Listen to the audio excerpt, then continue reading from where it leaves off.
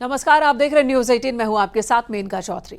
पहाड़ों में दोपहर के बाद कई जगहों पर आज बारिश हुई। पौड़ी जिले में अचानक ही मौसम बदला, जिससे पूरे जिले में मूसलाधार बारिश देखने को मिली।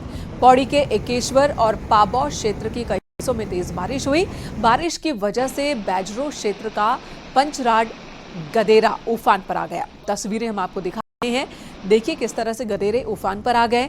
गदेरे का पानी सड़क पर तेजी से बहता नजर आ रहा है।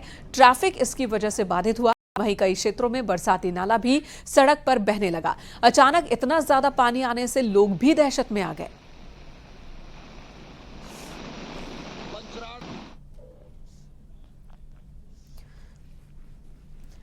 उत्तरकाशी से बड़ी खबर। यहां चन्याली सौड़ ब्लॉक में बारिश के बाद भारी तबाही हुई है। मूसलाधार बारिश के बाद बौणी गांव में कुछ घरों में मलबा घुस आया। गांव वालों के मवेशी घरों के अंदर फंस गए। हालांकि किसी भी तरह की जनहानि की खबर नहीं है, लेकिन रास्ते तबाह हो गए और आने जाने के लिए कोई रास्ता नहीं बचा है। गांव वाले मलबा हटाने में जुटे हैं। अब देखते हैं कितनी जल्दी हम इसका रेस्क्यू कर सकते हैं। भैंस है और एक जोड़ी। और उत्तरकाशी में दोपहर के बाद मौसम बदलने के साथ साथ कई जगह तेज बारिश हुई तो कुछ जगह ओलावृष्टि भी हुई है। ओले गिरने से किसानों की फसल को नुकसान पहुंचा। धनारी क्षेत्र में भी मौसम बदलने के साथ साथ जमकर ओले गिरे और भारी नुकसान हुआ है।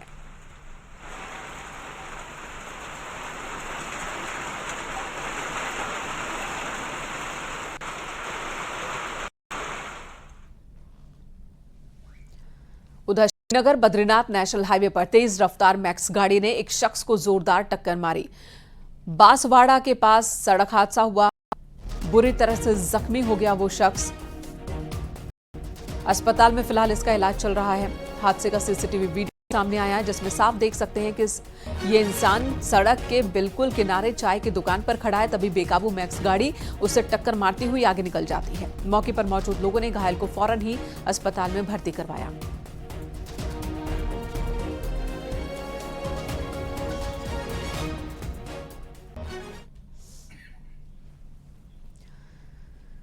यमुनोत्री धाम में भक्तों की भारी भीड़ उमड़ रही है। वहीं श्रद्धालुओं की भीड़ को देखते हुए प्रशासन ने कई नए नियम बनाए हैं, जिसके तहत यमुनोत्री धाम पहुंचने के बाद 60 मिनट के अंदर दर्शन कर लोगों को लौटना होगा जानकी चट्टी।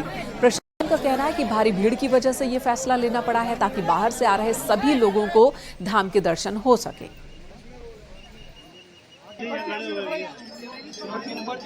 उनको हमने 1 घंटे का टाइम दे रखा है कि 1 घंटे के अंदर उनके दर्शन हो जाए और जो उनको स्नान पूरा हो जाए, और ताकि वो 1 घंटे के अंदर फिर वापस आ जाए जानकी चट्टी।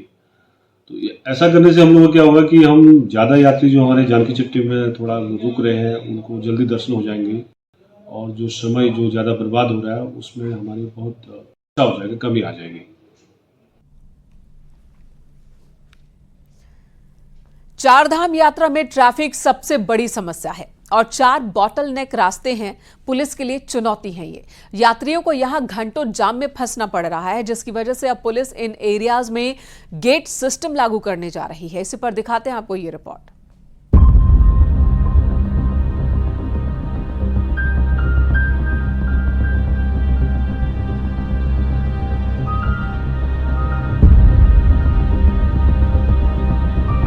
चारधाम यात्रा अपने चरम पर है और यात्रियों को सबसे ज्यादा दिक्कतें जाम के चलते हो रही हैं, जिसका बड़ा कारण है बॉटल नेक, यानी कि वो जगह जहां पर सड़क संकरी है और ये बॉटल नेक चारों धामों के मार्गों पर स्थित है, जिसमें यात्रियों को कई बार तो 3 से 5 घंटे के जाम से भी 2-4 होना पड़ रहा है। चारधाम रूट के यमुनोत्री मार्ग पर पालीगाड़ से लेकर जानकी चट्टी तक करीब 40 किलोमीटर का बॉटल नेक है। वहीं गंगोत्री मार्ग पर गंगनानी से सुकी टॉप से जाला तक करीब 25 किलोमीटर का बॉटल नेक। इसके साथ केदारनाथ मार्ग पर कुंड से लेकर गौरी कुंड तक करीब 40 किलोमीटर का बॉटल नेक है और बद्रीनाथ मार्ग पर हेलंग से लेकर लामबगड़ तक करीब 20 किलोमीटर तक सड़क संकरी है। वहीं संकरी सड़क यानी कि बॉटल नेक पर लगने वाले जाम से निजात दिलाने के लिए पुलिस और होमगार्ड के जवानों को तैनात किया गया है, जो गेट सिस्टम के जरिए गाड़ियों को निकाल रहे हैं। वहीं आईजी गढ़वाल का कहना है कि बॉटल नेक के लिए प्रशासन को रिपोर्ट भेजी गई है और इन इलाकों को जल्द चौड़ा किया जाएगा। इसमें जैसे ही यातायात का दबाव ज़्यादा बढ़ता है तो उस समय वहाँ पर सब जगह पर कुछ दूरी पर हमारे पुलिस कर्मचारी, हमारे होमगार्ड या पीआरडी जवान, एक पुलिस और एक होमगार्ड, इस तरह से कम्बिनेशन करके लगा रखा है। सबके हाथ में वायरलेस सेट इत्यादि दिया गया है और यातायात को वन वे गेट सिस्टम बना देता है उसमें कि एक तरफ से जब छोड़ा जाए दूसरी तरफ से छोड़ा ना जाए, बल्कि वहाँ एक किनारे लगा देता है। यात्रा को सुचारू रूप से चलाने के लिए इन सभी बोतलनेक का चौड़ीकरण होना जरूरी है, जिससे आने वाले समय में बढ़ती यात्रा को चलाने के लिए किसी भी यात्री को जाम से दो चार ना होना पड़े। न्यूज़ 18 के लिए देहरादून से सत्येंद्र बर्तवाल की रिपोर्ट।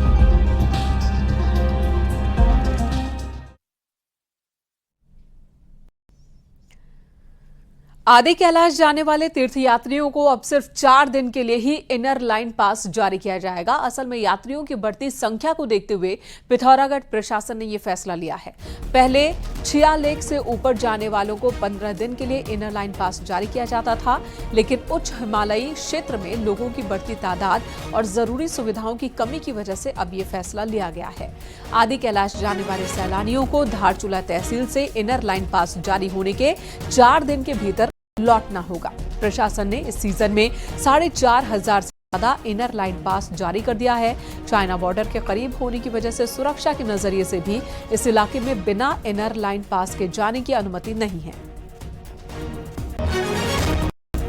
पहले ये 15 दिन के लिए इशू करते थे बाहर के टूरिस्ट के लिए। इस बार वहाँ की चूंकि टूरिस्ट काफ़ी बड़ी मात्रा में लोग आ रहे हैं, वहाँ पर रहने की भी अभी होम स्टेज में रहते हैं, और तो उसको देखते हुए 4 दिन का भी इनर लाइन परमिट इशू किया जा रहा है। इधर हेमकुंड साहिब की यात्रा का आज ऋषिकेश से शुभारंभ हो गया। पंच प्यारों की अगुवाई में उत्तराखंड के गवर्नर गुरमीत सिंह ने पहले जत्थे को ऋषिकेश से रवाना किया। बड़ी संख्या में देश और विदेश से सिख श्रद्धालु यात्रा के लिए रवाना हुए और इस मौके पर गवर्नर गुरमीत सिंह ने संगतों का स्वागत किया। हेमकुंड में सेना के जवानों ने बर्फ हटाकर मार्ग ठीक कर दिया है, जबकि 25 मई से हेमकुंड साहिब के कपाट खुलेंगे।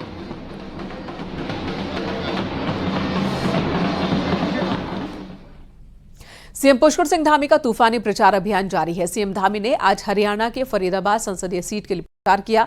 धामी ने यहां से बीजेपी प्रत्याशी कृष्णपाल गुर्जर के लिए पहले रोड शो किया, जिसमें हजारों की संख्या में लोग शामिल हुए, फिर एक विशाल जनसभा को संबोधित किया। सीएम धामी ने कहा कि 2014 से पहले भारत की पहचान एक दब्बू देश की हुआ करती थी, लेकिन पीएम मोदी ने आज भारत को दुनिया का सरमौर बनाया है।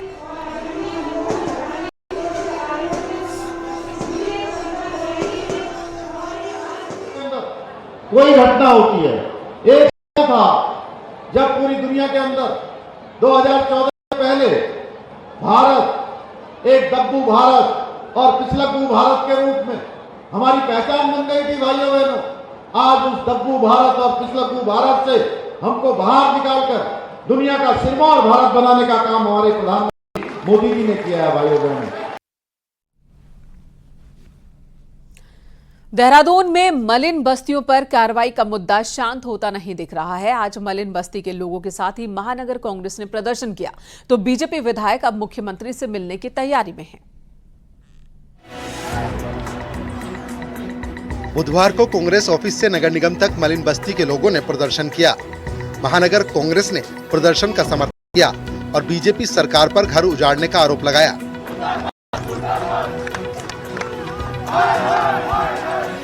कांग्रेस के मुताबिक अभी 526 घरों को नोटिस मिले हैं, लेकिन सरकार कोई राहत नहीं दे रही, जबकि 2016 में हरीश रावत सरकार में कानून बन चुका था, लेकिन बीजेपी उस कानून को लागू करने से बच रही है।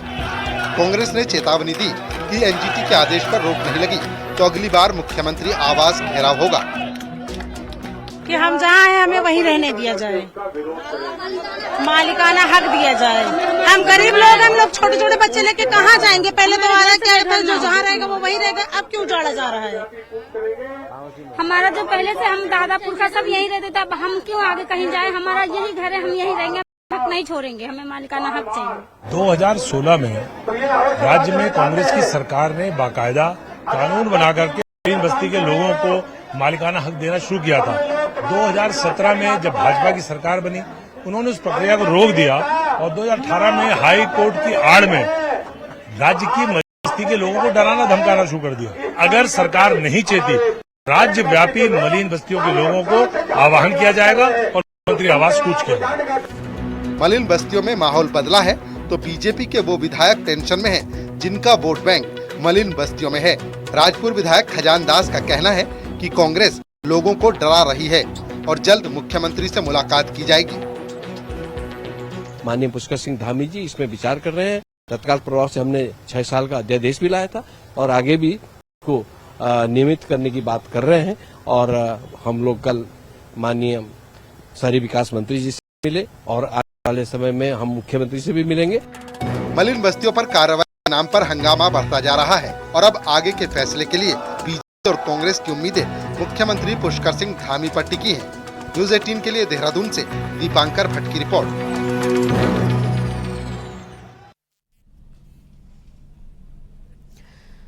बुधवार को कांग्रेस प्रदेश अध्यक्ष किरण माहरा रानीखेत पहुंचे, जहां से बीजेपी विधायक प्रमोद नैनवाल पर तंज कसते हुए कहा कि आखिर क्या कारण है जो सारे प्रकरण विधायक के खिलाफ हो रहे हैं। माहरा ने कहा कि प्रकाश जोशी का विवाद ग्राम प्रधान से भी आप ही के परिवार का झगड़ा होता है। महिला द्वारा जमीन कब्जाने और धमकाने के आरोप भी आप पर ही लगाए जाते हैं।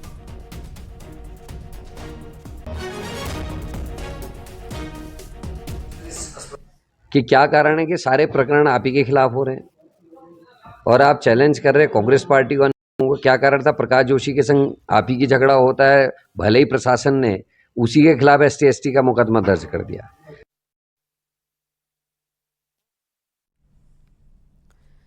इधर कांग्रेस नेता गणेश गोदियाल को पार्टी ने पंजाब में स्टार प्रचारकों में शामिल किया है। पंजाब के 40 स्टार प्रचारकों की लिस्ट में गणेश गोदियाल उत्तराखंड कांग्रेस से अकेले नेता हैं। पंजाब में पूर्व प्रभारी रहने के बावजूद पार्टी ने पूर्व सीएम हरीश रावत को वहां कोई जिम्मेदारी नहीं सौंपी। गणेश गोदियाल ने इससे पहले तकरीबन 2 हफ्ते रायबरेली में कांग्रेस नेता राहुल गांधी के प्रचार में हिस्सा लिया। गोदियाल को जुलाई 2021 से मार्च 2022 तक उत्तराखंड कांग्रेस के प्रदेश अध्यक्ष की जिम्मेदारी और इस बार पौड़ी लोकसभा सीट से कांग्रेस उम्मीदवार भी हैं।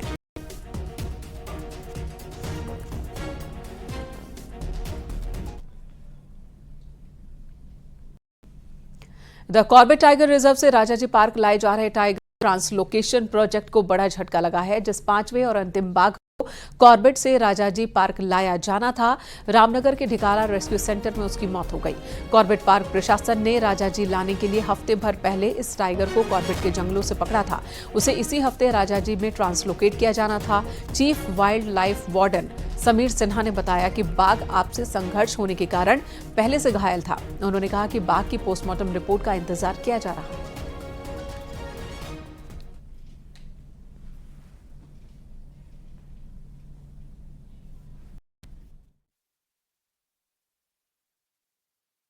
जिस समय उसको कैप्चर किया था तो उस समय दूसरे किसी से संघर्ष में उसको चोटें आई हुई थी और उपचार उसका किया जा रहा था, लेकिन मुझे अवगत कराया गया है कि उपचार के दौरान उसकी मृत्यु हो गई है। उसकी पोस्टमार्टम किया गया है और मृत्यु के कारणों की जांच की जा रही है।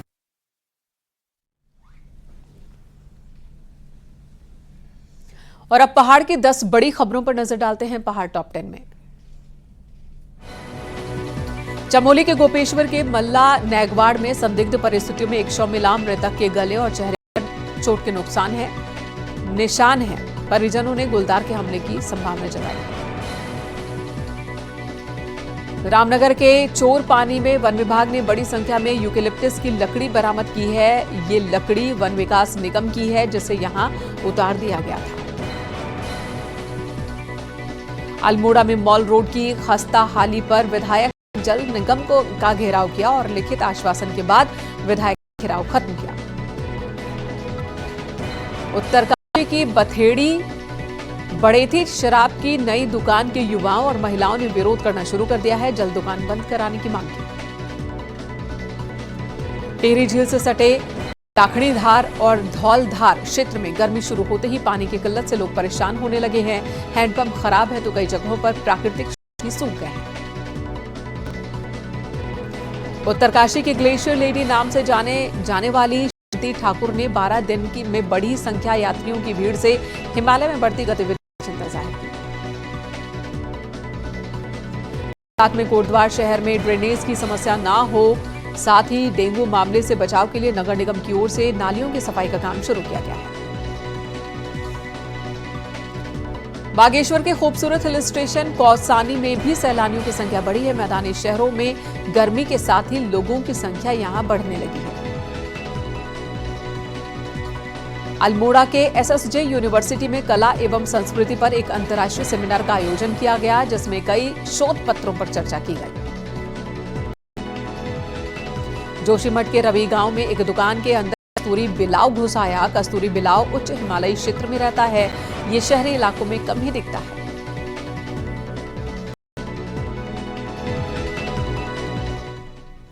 अल्मोड़ा शहर भी जोशीमठ की तरह ही एक पहाड़ पर बसा है, लेकिन यहां ड्रेनेज सिस्टम न होने की वजह से पानी शहर की जड़ों को खोखला कर रहा है।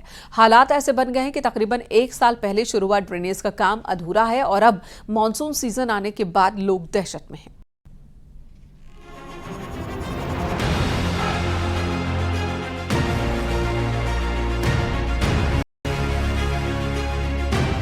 अल्मोड़ा की जनसंख्या तेजी से बढ़ी तो ड्रेनेज सिस्टम समेत दूसरी व्यवस्थाओं का विकास भी तेजी से होना था, लेकिन ऐसा नहीं हुआ। 9 महीने पहले ड्रेनेज सिस्टम को लेकर रास्ते खोदे गए, लेकिन ना तो ड्रेनेज सिस्टम बना और ना रास्ते ठीक हुए। 9 महीने हो गए इसको टूटे हुए। इतना रास्ता टूटा नहीं था। जब ये नाले का काम मंजूर हुआ है, ये रास्ता तोड़ा गया है और उसके बाद से इतनी दिक्कत हो रही है। अब हमको जाने में इतनी परेशानी हो रही है जिसकी कोई हद नहीं। और नीचे से सरिया खड़ी कर रखी, माना कोई आदमी उसमें गिर गया तो नीचे से सरिया भी जोड़ेंगे, आदमी यहीं पर मर जाएगा। तो ये जो है विभाग की लापरवाही की बिल्कुल मतलब हद से पार कर दिया इन्होंने। ठेकेदार की लापरवाही से ड्रेनेज सिस्टम का कुछ ही काम हो पाया है। ऐसे में आने वाले बरसात के सीजन को लेकर भी लोग परेशान हैं। क्योंकि शासन ने एक टेंडर किया था और जिस कोई ठेका दिया गया था उसने यहाँ पर अधूरे कामों को छोड़ दिया गया। उसके खिलाफ एससी से और चीफ से वार्ता करी गई और उसके खिलाफ कार्रवाई की गई। विभागीय कार्रवाई के लिए आदेश दे दिए गए। ये ड्रेनेज की योजना थी, इसमें लगभग 18% काम अभी तक हुआ है और ठेकेदार द्वारा समय पर काम पूरा नहीं है। इसके लिए डेप्यूटेबल के माध्यम से काम कराने अथवा अनुबंध को टर्मिनेट करने के बारे में उच्च स्तर पर प्रकरण भेजा गया है। मानसून से पहले टूटे रास्तों को ही बनाना विभाग के सामने चुनौती है। दूसरी ओर ड्रेनेज सिस्टम का काम भी अधूरा है, जिससे लोग बेहद परेशान हैं। न्यूज़ 18 के लिए अल्मोड़ा से किशन जोशी की रिपोर्ट।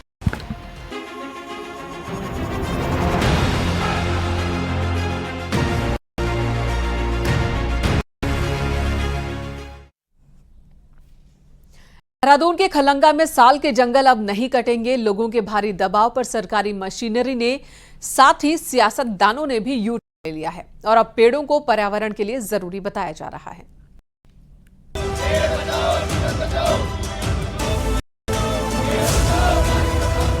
उत्तराखंड में पिछले 24 सालों में 50,000 hectare forest land non forest activity के लिए ट्रांसफर की जा चुकी है, जिसमें सबसे ज्यादा 20,000 हेक्टेयर फॉरेस्ट लैंड अकेले देहरादून में ट्रांसफर की गई। जंगलों की संधाधुंध कटान के खिलाफ अब जनता मुखर होकर आवाज उठाने लगी है। हाल के ऐसे 2 उदाहरण हैं जब जन आंदोलनों के चलते सरकारी मशीनरी को अपने कदम पीछे खींचने पड़े। पहला अल्मोड़ा में जागेश्वर धाम के जंगल और दूसरा देहरादून के खलंगा के जंगल। खलंगा के जंगलों में 2000 से ज्यादा साल के पेड़ काटने की तैयारी हो रही थी, लेकिन इन दोनों जगहों पर युवाओं ने हल्ला बोला और इन बेशकीमती पेड़ को कटने से बचा लिया। हम तो इसे अपनी ही जीत नहीं देखते हैं, ये सिर्फ हमारी जीत नहीं है, ये हर उस जीव की जीत है जो धरती में सांस ले रहा है। ये जो आंदोलन है, ये आंदोलन अभी चलता रहेगा, ये रुकेगा नहीं। और जरूर आपने जो एक स्टेप पीछे लिया है, लेकिन आप जो बाकी जगह पर भी जो इस तरीके पर्यावरण का क्षरण हो रहा है उसके ऊपर भी काम करना पड़ेगा और green policies, green eco policies government को लानी पड़ेंगी। विरोध का असर इतना हुआ कि नेताओं से लेकर सरकारी विभागों ने पूरे मामले में पलटी मार ली।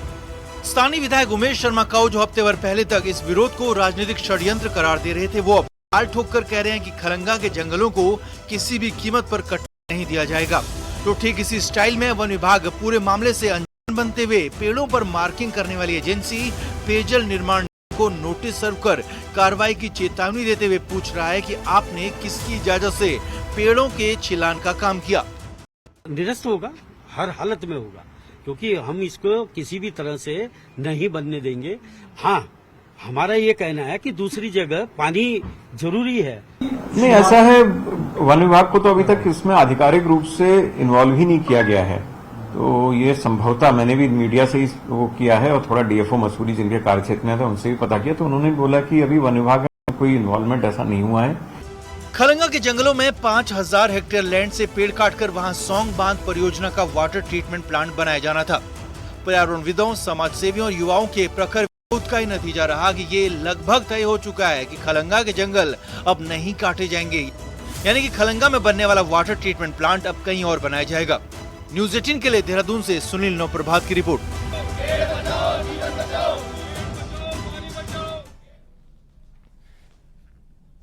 न्यूज 18 के मैनेजिंग एडिटर अमीश देवगन को दिए एक्सक्लूसिव इंटरव्यू में अमित शाह ने राहुल गांधी पर निशाना साधा। उन्होंने कहा कि 4 जून के बाद राहुल गांधी वेकेशन का प्लान तय कर लेंगे। पूरा इंटरव्यू देखिए आज रात 8 बजे। क्या आपको लगता है कि प्रियंका गांधी ने एक अपने कार्यक्रम में बोला कि इस बार रायबरेली की जनता जो है वो सिर्फ एक सांसद नहीं चुन रही, वो प्रधानमंत्री को चुन रही है। क्या आपको विपक्ष भी थोड़ा कॉन्फिडेंट हुआ है बीते 5 चरणों में? तो रायबरेली सीट जीतने के लिए शायद उन्होंने कहा होगा, वो भी जान रहे हैं, मुझे तो मालूम नहीं, मगर उनका वैकेशन का प्लान भी तय होगा 4 तारीख के बाद का। चुनाव में पहली बार न्यूज 18 आपके समक्ष लेके आ रहा है देश के गृह मंत्री अमित शाह के साथ बिताए हुए 14 घंटे। अब हम झारसुगुड़ा से चलेंगे संभलपुर की तरफ। प्रियंका गांधी ने एक अपने कार्यक्रम में बोला कि इस बार रायबरेली की जनता जो है वो सिर्फ एक सांसद नहीं चुन रही, वो प्रधानमंत्री को चुन रही है। वो भी जान रहे हैं, उनका वैकेशन का प्लान भी तय होगा 4 तारीख के